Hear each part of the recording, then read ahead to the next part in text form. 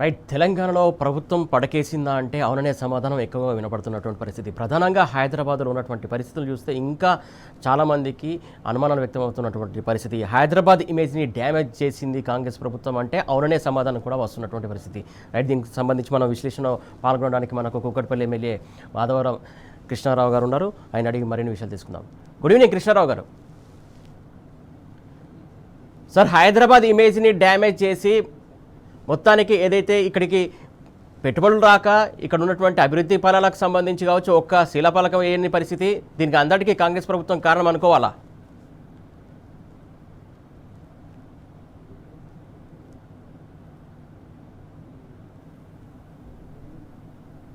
హైదరాబాద్ నగరాన్ని ఏ రకంగా కూడా డెవలప్మెంట్ చేయక ఎన్ని ఇబ్బందులు పెట్టిందో 60 ఏళ్ళలో మనం చూసాం.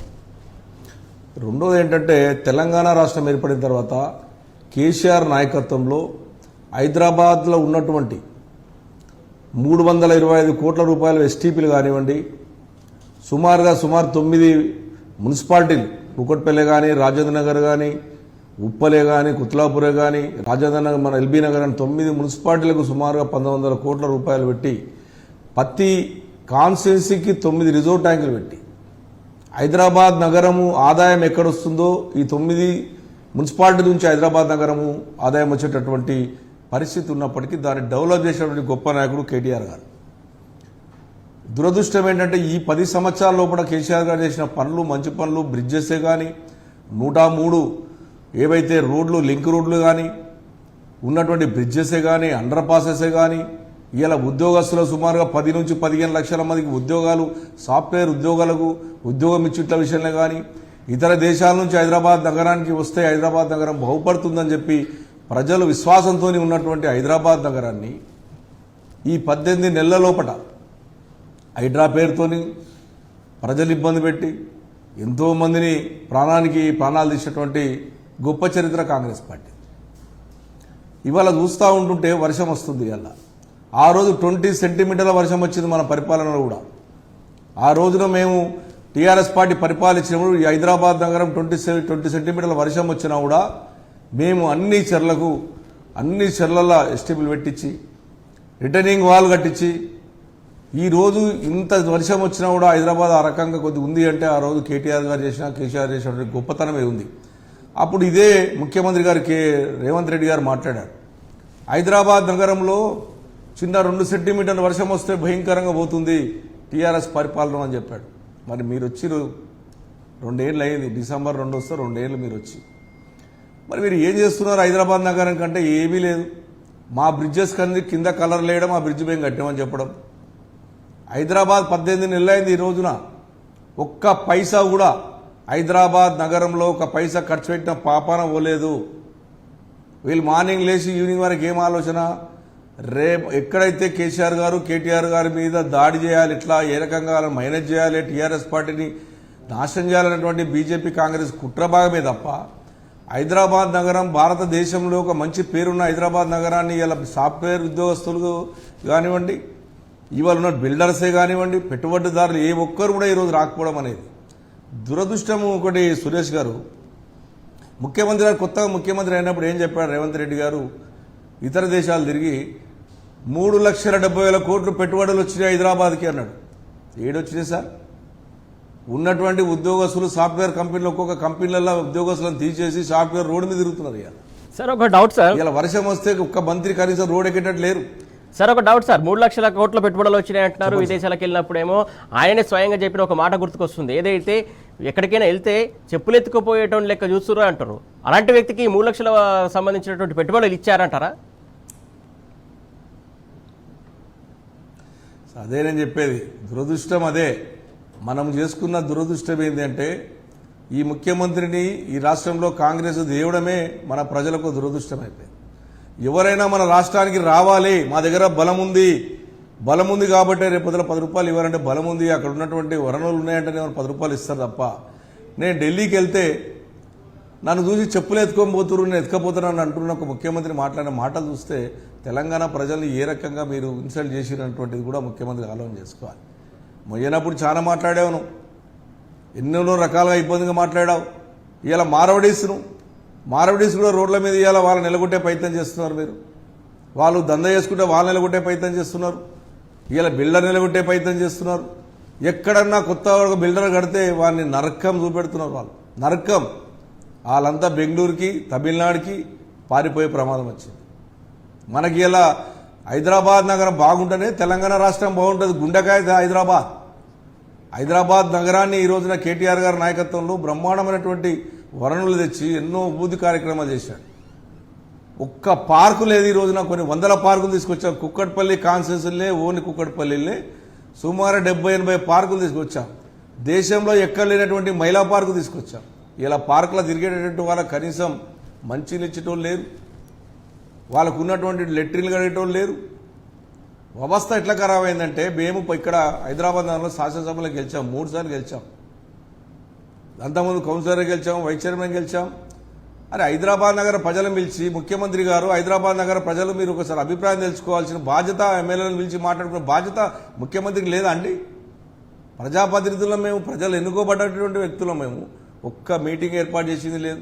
ఆ రోజు కేటీఆర్ గారు పిలిచి మీటింగ్ ఏర్పాటు చేయలేడా? బీజేపీ వాళ్ళను, కాంగ్రెస్ వాళ్ళను, ఎంఐఎంలను పిలిచి మాట్లాడలేదా? మీరు మాట్లాడితే మేము ముళ్ళేం పోయింది? మేము అడ్వైజ్ చేస్తాం కదా, హైదరాబాద్ నగరం బాగుండాలని మేము కోరుకుంటాం కదా. నేను ముఖ్యమంత్రి దీపోని మేము చెప్పట్లేదు. మీరు 5 ఏళ్ళు పరిపాలించండి, బాగు చేయండి, ప్రయత్నం చేయండి. దాని తర్వాత ఖచ్చితంగా కేసీఆర్ నాయకత్వంలో ప్రజలు కోరుకుంటున్నారు, ఖచ్చితంగా వస్తారు. మీకు ఇచ్చిన మంచి అవకాశాన్ని మీరు అందరినీ కలుపుకోపోయి ప్రయత్నం చేయండి. ముఖ్యమంత్రి అంటే అన్ని పార్టీలకు ఒక తీరు ఉండాలి. మేము 39 మందిని గెలిస్తే 10 మందిని మీరు గుంజుకుంటారు. ఆ రోజు ఏమన్నారు? ఏ ఒక్క ఎమ్మెల్యే ఆ రోజు పోయిన ఎమ్మెల్యేలు రాళ్లతో కొట్టి సంపండి అన్నాడు ఇతనే. మరి ఇలా నీ ఆధ్వర్యంలో 10 మందిని తీసుకున్నారు. అన్ని రకాలుగా హైదరాబాద్ దగ్గర నాశనం చేసే ప్రయత్నం చేస్తున్నారు. నేను సురేష్ గారు, నేను హైదరాబాద్ ప్రాపర్ నాది. నేను ఇంకా వేరే జిల్లా కానీ వేరే ఊరు లేదు. ఇలా హైదరాబాదే మాదే. హైదరాబాద్ ప్రాపర్లో నేను ఇలా 59 సంవత్సరాలు ఉంది. నేను 86 నుంచి రాజకీయంలో ఉన్నాను. ఎప్పుడు ఇంత దుర్మార్గంగా దుష్టంగా హైదరాబాద్ నగరం డ్యామేజ్ పోలేదు. ఇలా హైదరాబాద్ నగరం అంటే ఏ రకంగా డ్యామేజ్ చేస్తున్నారో ఒకసారి వాళ్ళ పాలకవర్గం తెలుసుకోవాలి. ఇలా హైదరాబాద్ నగరం ఉన్నటువంటి వాళ్ళకు సమస్యలు తెలుస్తాయి. మీ సమస్యలను పట్టించుకోరు. ఇలా ఉన్నటువంటి వాళ్ళని అందరూ కూడా ఇబ్బంది పెట్టే ప్రయత్నం. ఎక్కడైతే టీఆర్ఎస్ పార్టీకి సంబంధించినటువంటి వాళ్ళు ఏమన్నా చేస్తున్నారో వాళ్ళ మీద దాడులు చేసే ప్రయత్నం, వాళ్ళ మీద అక్రమ కేసులు పెట్టే ప్రయత్నం. నేను అడుగుతున్న సురేష్ గారు, కుక్కట్పల్లి కాన్స్టిట్యూన్సీలో 3 నెలల లోపల సుమారుగా 10-12 మర్డర్లు అయింది చుట్టుపక్కల. చిన్న పిల్లల మర్డర్లు అయ్యాయి. నిన్ననే కుక్కట్పల్లి మా ఇంటి దగ్గర సుమారు ఒక 1/2 కిలోమీటర్ చిన్న పిల్లని చంపేశారు. ఆడ ఆల్వేం కాలనీ సేలింగపల్లి కాన్స్టిట్యూన్సీ మధ్యాహ్నం పగలు దోపిడీ 10 రోజుల కింద. మళ్ళా ఆల్వేం కాలనీ దగ్గర చిన్న పిల్లగాని మర్డర్ చేయడం. మా హౌసింగ్ బోర్డులో ముసలి వాళ్ళందరూ ఉంటే కట్టేసి వాళ్ళ దగ్గర దోసుకపోవడం. నిన్నాక ఒక తల్వార్లతో తిరుగుతూ ఉంటే దాన్ని పట్టించుకోకపోవడం. లాండ్ ఆర్డర్ ఎందుకు కంట్రోల్ లేకపోయిందంటే లాండ్ ఆర్డర్ అతని దగ్గర పెట్టుకున్నాడు. ఉన్నటువంటి మున్సిపల్ పురపాలక అతని దగ్గర పెట్టుకున్నాడు. కాదనట్లేదు, ఎన్ని నాలుగు పెట్టుకో, మొత్తం మీరే ఉంచుకో, శాఖలన్నీ మీరే పెట్టుకోండి. కానీ పరిపాలన హైదరాబాద్ నగర ప్రజల వల్లనే ఆ రోజు నువ్వు ఎంపీ అయ్యావు. ఆ ఎంపీ వల్లనే ఈ రోజున నువ్వు ముఖ్యమంత్రి అయ్యావంటే హైదరాబాద్ నగర ప్రజలు నేను ఆశీర్వాదించారు. ఏం చేసావు హైదరాబాద్ నగర ప్రజల కంటే జీరో. చెప్పమనండి ఒకటి చేసిరేమని. ఏమంటే మాటలు అసెంబ్లీకి వస్తే మైక్ కట్ చేయడం, మా వాళ్ళని అక్రమాలకు వెళ్ళబెట్టడం, ఈ మాట్లాడితే ఒక అడ్డమైన కేసులు మాట్లాడడం తప్ప వీళ్ళు బీజేపీ వాళ్ళు బ్రహ్మాండంగా హైదరాబాద్ నగరాన్ని మంచి ఏదో రకంగా ఇబ్బంది పెట్టే ప్రయత్నం చేస్తున్నారు. ఇద్దరు కూడా ఒకటేడా హైదరాబాద్ నగరాన్ని, తెలంగాణ రాష్ట్రాన్ని సర్వనాశ చేసే ప్రయత్నం చేస్తున్నారు. రైట్ సార్, ఇంకా లోతైన విశ్లేషణ కొనసాగిద్దాం సార్. రాష్ట్ర రాజధాని అంటే ఒక ముఖ చిత్రం, అంటే ఒక అద్దం లాంటిదని చెప్పేసి ఈ మధ్య ఒక దేశ అధ్యక్షుడు అన్నటువంటి మాట గుర్తుకొస్తుంది. ప్రధానంగా అద్దంలాగా మెరవాలి, అద్దంలాగా చూసుకోవాలని చెప్పేసి రాజధానిని చూస్తే అక్కడికి వనరులు వస్తాయి, పెట్టుబడులు వస్తాయని చెప్పేసి మాట వాస్తవం. ప్రధానంగా ఏదైతే గత ప్రభుత్వంలో ఈ విశ్వనగరంగా తీర్చిదిద్దినటువంటి ఘనత గత 10 ఏళ్ల బీఆర్ఎస్ ప్రభుత్వ ఘనత, కేసీఆర్ గారి సారథ్యంలో అభివృద్ధి చెందిందని చెప్పేసి చెప్పాలి. కానీ ఇప్పుడు ఏదైతే కాంగ్రెస్ ప్రభుత్వం వచ్చిన తర్వాత ఏదైతే విశ్వనగరాన్ని కాస్త విధ్వంస నగరంగా మార్చినటువంటి మాట వాస్తవా కాదా కృష్ణారావు గారు? ఒకటి వల్ల వర్షం వచ్చినప్పుడు సురేష్ గారు గతంలో మీకు కూడా ఐడియా ఉంది, మీరు సీనియర్ జర్నలిస్టు. ఎస్, మేము ఇళ్ళకి వచ్చే నీళ్ళు వచ్చిన 10,000 ఇచ్చాం. ఈరోజు ఇచ్చారండి వీళ్ళు? గంగోలు పెట్టారు ఆ రోజున, పోయి కనీసం మాట్లాడారు. పోయి పరామర్శించిన హైదరాబాద్ నగరంలో ల్యాండ్లన్నీ అమ్మేస్తున్నారు అన్నారు. ఎంత దుర్మార్గం అంటే, హైదరాబాద్ నగరంలో మేము ఉన్నప్పుడు, టీఆర్ఎస్ పార్టీ ప్రభుత్వం ఉన్నప్పుడు, కేసీఆర్ గారి నాయకత్వంలో హౌసింగ్ బోర్డు కేపీబీ కాలనీలో సుమారుగా 250 ఎకరాల ల్యాండ్ ఉంది. ఆ 250 ఎకరాల ల్యాండ్ను ఒక్క గజం జాగా మలేమండి మేము.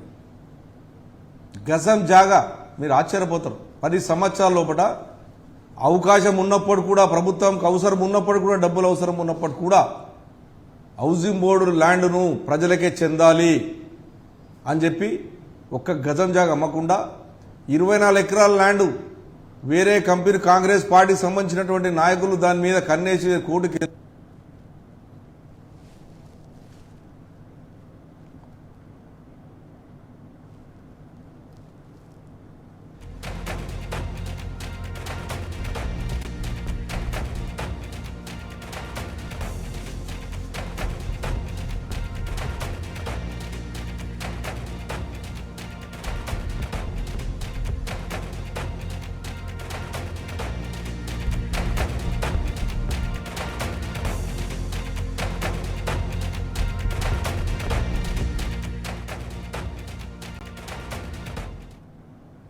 ఇప్పుడు ఈ నడమ ఈ 2 నెలల నుంచి సుమారుగా 1000 కోట్ల రూపాయల ల్యాండ్ అమ్ముకున్నారు. మళ్ళీ ఇంకొక 4,000 కోట్లు అమ్మాలని ప్రయత్నం. హైదరాబాద్ నగరానికి మాత్రం రూపాయి చేసింది లేదు. ఏ ఒక్క పైసా పని చేసింది లేదు. మనం కట్టినటువంటి పోలీస్ కంట్రోల్ రూమ్లోనే వాళ్ళు కూర్చుంటున్నారు. మనం కట్టినటువంటి ఏదైతే సెక్రటరియట్లో కూర్చుంటున్నారు. వాళ్ళు ఏం చేశారు చెప్పండి? మనం కట్టినే తప్ప వాళ్ళు సొంతంగా చేసింది ఏం చేశారు? 10 ఏళ్లలో ఒక సురేష్ గారు ప్రభుత్వము కాంగ్రెస్ పార్టీ పరిపాలించినప్పుడు 200 పింఛన్ ఉండే, నాకు కూడా బాగా తెలుసు. ఫస్ట్ 75 రూపాయలు ఉండే, రాజశేఖర రెడ్డి వచ్చినప్పుడు 200 చేశారు. మన ముఖ్యమంత్రి కేసీఆర్ గారు తెలంగాణ రాష్ట్రం వచ్చేగానే 2,000 రూపాయలు చేశాడు 76 లక్షల మందికి. 70 లక్షలు 90 లక్షల దాకా, జస్ట్ నాకు అంత పెద్ద ఐడియా లేదు, 10 లక్షలు అటు ఇటు.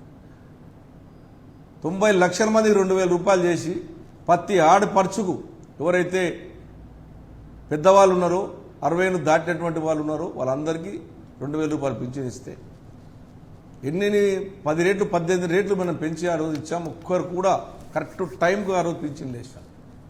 ఈ ప్రభుత్వం ఏమన్నది? మాలను గెలిపియండి, మేము 4,000 రూపాయలు ఆడపడుచులకు ఇస్తాం, అవ్వకి ఇస్తాం, తాతకి ఇస్తాం, వికలాంగులకు 6,000 రూపాయలు ఇస్తాం. మాట్లాడినటువంటి దొంగ మాటలు మాట్లాడినటువంటి కాంగ్రెస్ పార్టీ, రాహుల్ గాంధీ, సోనియా గాంధీ ఇదే నగరానికి వచ్చి, ఇదే తెలంగాణ రాష్ట్రం దగ్గరకు వచ్చి చెప్పినటువంటి మాటలు ఇవి. 4,000 రూపాయలు 9వ తారీఖు డిసెంబర్ 9 నాడు మీరు గెలిపేయండి, డిసెంబర్ 9 ఇస్తా అని చెప్పినటువంటి వ్యక్తులు నెలకు 2,100 కోట్ల రూపాయలు, సంవత్సరానికి నెలకు 180 కోట్ల రూపాయలు పింఛన్లు ఇస్తే ఉంటే ఎన్ని వేలు ముంచినట్టు ఈ 2 ఏళ్లలో మీరు సురేష్ గారు? 5,000 కోట్ల రూపాయలు ఇవాళ ఉన్నటువంటి ఎవరైతే వికలాంగులు, విద్యార్థులు, ఎవరైతే ముసలి వాళ్ళు పింఛను తీసుకుంటున్నారో 5,000 కోట్ల రూపాయలు ఇవాళ 2,000 రూపాయలు ఇస్తున్నాం. 2,000 అదనంగా ఇచ్చేది ఇంకా 2,500 కోట్ల రూపాయలు ఈ రోజున సంవత్సరానికి 2 సంవత్సరాలకు 5,000 కోట్ల రూపాయలు ఇలా నిరుపేద ఆడపడుచుల పైసలు మీరు ముంచిండ్రా లేదా? దీని మీద జవాబు చెప్పాలి కాంగ్రెస్ పార్టీ. మేము ఇచ్చినామని చెప్తున్నారు మీరు ఇలా 4,000 రూపాయలు ఇచ్చినట్టుంటే 5 నెలకు సుమారుగా 36 కోట్ల రూపాయలు అవుతుండే, 360 కోట్లు అవుతుండే. సంవత్సరానికి ఎంత అవుతుంది? 2 సంవత్సరాలకు ఎంత అవుతుంది? మీరు ఎంత ముంచారు? 5,000 కోట్ల రూపాయలు ఇవాళ ఆడపడుచులది, వికలాంగులకు, వృద్ధాపులకు, బీడీ కార్మికులకు ఇవాళ ముంచింది వాస్తవం కాదా? ఇవాళ చెప్పండి. 5,000 కోట్ల రూపాయలు ముంచింది వాస్తవం కాదా? కాంగ్రెస్ పార్టీలు జవాబు చెప్పాలి. సరే, 2,500 రూపాయలు మీరు మహిళలకు ఇస్తా అన్నారు, అది ముంచేశారు. కేసీఆర్ కిట్ అని చెప్పి అది ముంచేశారు. బస్తీ దవాఖాన హైదరాబాద్ నగరంలో 360 బస్తీ దవాఖానాలు ఉంటే కనీసం గోళీలు ఇచ్చే పరిస్థితి లేదు, డాక్టర్లు ఉండే పరిస్థితి లేదు. విశ్వవిద్యాలయాలు చేసినాయి. ప్రజలు ప్రతి ఇంట్లో దగ్గు తుమ్ముతో బాధపడుతున్నారు. సార్ స్కూటీలు అన్నారు. ఇంకా సురేష్ గారు స్కూటీలు కూడా ఇస్తున్నారు మహిళలకి. నేను అదే అంటున్నా, ఇప్పుడు ఆడపడ్డ స్కూటీలు ఇచ్చేస్తాం, 420 హామీలు సురేష్ గారు, డబుల్ బెడ్రూమ్ ఇస్తామన్నారు. ఎంత మోసం చేస్తారు సురేష్ గారు. నిజంగా మీరు ఎప్పుడన్నా చర్చలు జరిపించండి, ప్రతిపక్షాలు ఉంటే గులబెట్టండి. ఇందిరమ్మ ఇల్లు ఇస్తున్నామన్నారు, సంతోషం, ఇవ్వండి, మేము స్వాగతిస్తాం, మంచి పని చేస్తే మంచి అంటాం. హైదరాబాద్ నగరంలో ఈ రోజు వరకు ఒక ఇందిరమ్మ ఇల్లు అంటే ఏంది అంటే ఒక ఫోటో కొట్టేసి ఈడ మన ప్రగతి భవన్ మనది ఉంటే వేరే పేరు పెట్టుకున్నారు ఇల్లు, ఆడికి రావడం, ఒక ఫోటో కొట్టడం, మీకు డబుల్ బెడ్రూమ్ వచ్చింది పో అని చెప్పడం. ఒక్క డబుల్ బెడ్రూమ్ కానీ ఒక్క ఇందిరమ్మ ఇల్లు కానీ ఈ రోజు వరకు కూడా ఇవ్వలేనటువంటి పాపం. మనం ఆ రోజున పింఛన్ ప్రతి కాన్షియన్స్కి 10,000 మంది పింఛన్లు ఇచ్చినాం, 5,60,000 మందికి రేషన్ కార్డులు ఇచ్చాం. ఇవ్వలేమని చెప్తున్నారు. పింఛన్లు ప్రతి కాన్షియన్, నా కాన్షియన్లో 10,300 మంది పింఛన్లు ఇచ్చాం. చూటీలు ఇస్తామన్నారు, పిల్లలకు ఉద్యోగాలు ఇస్తామన్నారు, 3,000 రూపాయల భత్తం ఇస్తామన్నారు, మనిషికో ప్లాట్ ఇస్తామన్నారు, విలేకరులకు ప్లాట్లు ఇస్తామన్నారు, ఉద్యమకారులకు 25,000 రూపాయల జీతం ఇస్తామన్నారు, వాళ్ళకు కూడా 250 జాగిస్తామన్నారు ఉద్యమకారులకు. ఎన్ని చెప్పారు వీళ్ళు? 420 దొంగ మాటలు చెప్పి, దోపిడి మాటలు చెప్పి, రాష్ట్రాన్ని సర్వనాశనం చేయడానికి హామీలు ఇచ్చి ఈరోజు అధికారంకి వచ్చి ఇవాళ మేమే గొప్పలం, మనం చాలా బాగుంది అనుకుంటున్నారు. మేము నిజంగా బాగుంటే, మీ పరిపాలనే బాగుంటే 2 సంవత్సరాలు అయింది జిల్లా పరిషత్ ఎలక్షన్ పెట్టక, పంచాయత్ ఎలక్షన్ పెట్టక, రైట్ సార్, 2 సంవత్సరాలు ముగిస్తా ఉంటే మీ నిజంగా మీ మీద ప్రజలు విశ్వాసం మీకు ఉండుంటే ఎందుకు పెట్టలేరో జవాబు చెప్పాల్సిన అవసరం ఉంది. ఏదైతే చిన్న వర్షం పడితే చాలు డ్రైనేజీలన్నీ ఉప్పొంగుతూ ఉన్నటువంటి పరిస్థితి కనబడుతుంది. ప్రధానంగా చెత్త విషయంలో కూడా ఇటు మున్సిపల్ సిబ్బంది ఏదైతే క్లీన్ చేయలేని పరిస్థితి కనబడుతుంది. మాధవరావు సార్, ప్రధానంగా కృష్ణరావు సార్, ప్రధానంగా ఏదైతే నగరం మొత్తం ఎక్కడ చూసినా ఎక్కడ చెత్త అక్కడే పేరుకుపోతున్నటువంటి పరిస్థితి కనబడుతుంది. జీహెచ్ఎంసీ సిబ్బంది ఎందుకు దీన్ని క్లీన్ చేయడంలో అంత అశ్రద్ధ చూపిస్తున్నారు అనుకోవాలి.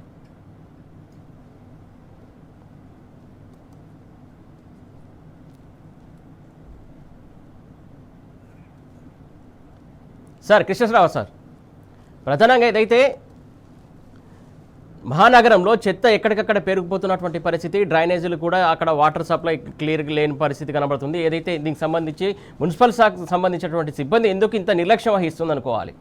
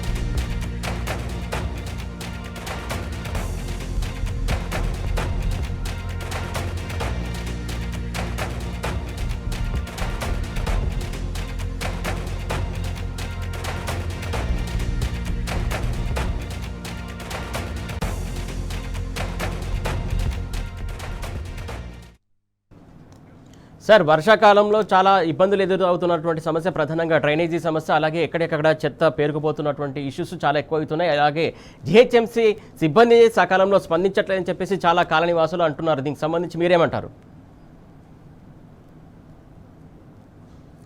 ఇప్పుడు గతంలో ఫండ్స్ రిలీజ్ చేశాం మనం, ఎక్కడెక్కడైతే నాలలు కానీ ఎక్కడైతే వర్షాకాలం వస్తే ఇబ్బంది అవుతుందో అనేటటువంటిది కాన్షియన్స్కి 100-150 కోట్లు రిలీజ్ చేసాం, టెండర్లు అయినాయి, అన్ని రకాలుగా చేశాం.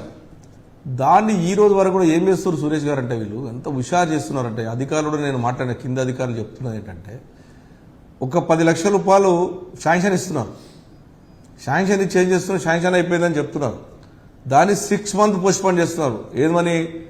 రోడ్డు ఇన్స్పెక్షన్ అని, మళ్ళీ వచ్చేసి ఏఈలు రావాలి, డీఈలు రావాలి, క్వాలిటీ కంట్రోల్ రావాలి, సీలింగ్ మన కమిషనర్ ఇన్స్పెక్షన్ చేయాలని 6 months కావాలని చేస్తున్నారు. ఏంటయ్యా మీరు ఈ రకంగా చేస్తున్నారు ఎందుకని అడిగితే, సార్ ఇది అధిష్టానం నుంచి నడుస్తుంది సార్, మీరు ఇచ్చే 10-20 లక్షల రూపాయలు కూడా 5 నెలలు 6 నెలలు అవుతున్నాయి కదా, ఎందుకంటే ఓపెన్గా ఆఫీసర్ కింద ఆఫీసర్ చెప్పేది ఏమంటే వీళ్ళు కావాలి పైసలు ఉండి కూడా చేయలేటువంటి పరిస్థితిలో ఉన్నారు సార్ వీళ్ళు. దీని మీద దృష్టి పెడతట్లేదు. మీరేసినటువంటి పైప్ లైన్లు మీరేసిన రోడ్లు తప్ప ఇవి లేవు. మేమేమైనా మాట్లాడితే మనం ట్రాన్స్ఫర్ చేస్తున్నారు తప్ప అంతకన్నా ఏం లేదు సార్. ఆ రోజున మీరు శాంక్షన్ ఇస్తే 7 days షార్ట్ టెండర్ పెట్టాం, 3 daysలో షార్ట్ టెండర్ 7 days పెట్టాం. ఇంకా అవసరం అనుకుంటే 15 days పెట్టి వర్కులు చేపించాం తప్ప ఎక్కడ కూడా ఇబ్బంది జరగలేదు. ఈ రోజు వరకు కూడా కుక్కట్పల్లి కాన్స్టిట్యున్సీకి 150 కోట్ల రూపాయలు మేము డ్రైనేజ్ వ్యవస్థ తీసుకొచ్చి మేము అన్ని పైప్ లైన్ వేసినాం. 450 కానీ 300 కానీ 1600 కానీ అన్ని పైప్ లైన్ వేసి డ్రైనేజ్ సిస్టమ్ వ్యవస్థ చేస్తే ఈ 18 నెలల్లో నేను ముఖ్యమంత్రి గారు కూడా తీసుకెళ్ళి 10 కోట్ల గురించి ఇచ్చారు. 10 కోట్లు నాకు కావాలి, కూట్పల్లి కాన్స్టిట్యున్సీలో నాకు ఇబ్బంది అవుతుంది డ్రైనేజ్ వ్యవస్థ, అప్పటికి కేసు ఇంకా కొంత పెండింగ్ ఉందంటే 2.5 కోట్ల రూపాయలు శాంక్షన్ ఇచ్చారు సురేష్ గారు. శాంక్షన్ ఇచ్చి 6 నెలలు అయింది. ఈ రోజు వరకు కనీసం ఒక పైపు దిగలే. రోడ్ల మీద పొర్లుతున్నాయి. ఇలా పొద్దుల ప్రకాశం మా కుక్కట్పల్లి విలేజ్లో ఉంటుంది ఎస్సీ కాలనీ, మొత్తం ఇళ్లలో నీళ్ళు వచ్చేసినాయి. ఆఫీసర్లు పిలిచిన ఏంటయ్యా ఏంది అంటే సార్ శాంక్షన్ ఇస్తలేదు మా అన్నం చేయమంటాం. హైదరాబాద్ నగరంలో ప్రతి ఇయర్కు సురేష్ గారు సుమారుగా 10-15 వేల కొత్త ఇళ్ళు వస్తాయి, హౌజెస్ వస్తాయి ప్రతి ఇయర్. వెళ్ళిపోయేవాళ్ళు అంతమంది ఉంటారు, వచ్చేవాళ్ళు కూడా అంతమంది ఉంటారు. వచ్చి మార్చి వచ్చింది అంటే విపరీతమైనటువంటి డిమాండ్ ఉంటుంది. ఇది ఇల్లు కిరాయిలకు కానీ దానికి కానీ దీనికి కానీ విపరీతంగా ఉంటుంది. వాటర్ సమస్య పెరిగే అవకాశాలు పెంచుకోవాల్సిన అవసరం ఉంటుంది. డ్రైనేజీని కూడా 1 feet 2 feet 300 చేయాలి, 300 450 చేయాలి, 450 600 చేయాలి. ఇవన్నీ కూడా పట్టించుకునే పాపాన లేదు. 2.5 కోట్లు 18 నెలలు ఇస్తే ఈ రోజు వరకు మనం కనీసం ఇనాగ్రేషన్ లే పరిస్థితి లేదు, ఒక పైపు దిగలే పరిస్థితి లేదు. అది ఇలా వాటర్ వర్క్స్లో సమస్య. ఇక వాటర్ అయితే ఏ రకంగా ట్యాంకర్లు ఉన్నారో మీరు చూసారు. 10 ఏళ్లలో ఇంత వాటర్ సమస్య లేకుండా ఫ్రీ వాటర్ ఇచ్చాం. మనం 20,000 లీటర్లు ఫ్రీ వాటర్ ఇచ్చాం. గరీబోలకు 1 రూపీ వాటర్ కనెక్షన్ ఇచ్చాం. ఈ గవర్నమెంట్ వచ్చిన తర్వాత ట్యాంకర్ల మీద ట్యాంకర్లు కొనాలి. రైట్. ఒక ఆఫీసర్ చెప్పాడు ఏంటయ్యా ట్యాంకర్లు అమ్ముతున్నారంటే సార్ ట్యాంకర్లు అమ్ముకునే మీ పేమెంట్ తీసుకోమంటారు సార్, నన్ను ఏం చేయమంటావు సార్ అంటారు. అది ప్రజలకు గండి కొట్టడం, 30-40% గండి కొట్టడం. ఈ రకంగా హైదరాబాద్ నగరాన్ని ఏమనంటే హైదరాబాద్ ప్రజలు కానీ తెలంగాణ రాష్ట్ర ప్రజలు మర్చిపోయి ఏం చేస్తున్నారు తెలుసా సురేష్ గారు? ఏదో ఒక కాళేశ్వరం ప్రాజెక్టు, ఏదోటి ట్యాపింగు, ఏదో కారు రేజింగు, ఇవి పట్టుకొస్తున్నారు. దీనివల్ల ప్రజలకి ఏమైనా ఉపయోగం ఉందా? నిజంగా కాళేశ్వరం ప్రాజెక్టుగా ఇలా లేకపోతే బాహుబలి ఎందుకు నిన్న మోటార్ స్టార్ట్ చేశారు మీరు? ఇలా కొండ పోషమ్మ కానీ మల్లన్న సాగర్ నుంచి నీళ్లు ఎందుకు హైదరాబాద్ తీసుకున్నారని ప్రయత్నం చేస్తున్నారు? అది మళ్ళీ అది కాదా? కాళేశ్వరం ప్రాజెక్టులో లేదా భాగం కాదా? హైదరాబాద్ నగరానికి ఉన్నటువంటి చుట్టుపుట్టు ట్యాంకులన్నీ కూడా దాంట్లో భాగం కాదా? ఇవన్నీ కూడా హైదరాబాద్ నగరాన్ని సర్వనాశనం చేయడానికి కంకణం కట్టుకోనికి కాంగ్రెస్ పార్టీ సిద్ధంగా ఉంది. సర్వనాశనం చేసే ప్రయత్నం చేస్తున్నారు. తెలంగాణ రాష్ట్రాన్ని ఇప్పటికే తెలంగాణ రాష్ట్ర ప్రజలు కూడా చాలా ఇబ్బంది పడుతూ ఉన్నారు. ఇవాళ గురుకుల పాఠశాలలే కానీ ఇవాళ ఉన్నటువంటి హాస్పిటల్స్లే కానీ ఎక్కడ కూడా ఇంప్లిమెంట్ చేయట్లేదు. Right sir, thank you so much sir. మీ సమయం ఇచ్చి వివరాలు చెప్పినందుకు థ్యాంక్ యూ సో మచ్. ప్రధానంగా చూస్తున్నాం కదా, మొత్తానికి అభివృద్ధి కావచ్చు, ప్రభుత్వం కావచ్చు, మొత్తం పడకేసిందనే చెప్పాలని చెప్తున్నారు. ఇటు క్రైమ్ రేట్ పెరుగుతుంది. మొత్తానికి ఎక్కడ చూసినా కూడా నగరంలో మొత్తం అంతా డ్రైనేజీ సంబంధించినటువంటి ఇబ్బందులు కావచ్చు, క్లియర్ కట్గా కూకట్పల్లిలో ఉన్నటువంటి ఎమ్మెల్యే గారు ఏం చెప్పారో మనం ఇప్పటివరకు చూసాము. అదే ఒక ఎగ్జాంపుల్. ఇది ఇవాళ బరాబర్ అడుగుదాం. Keep watching tea news.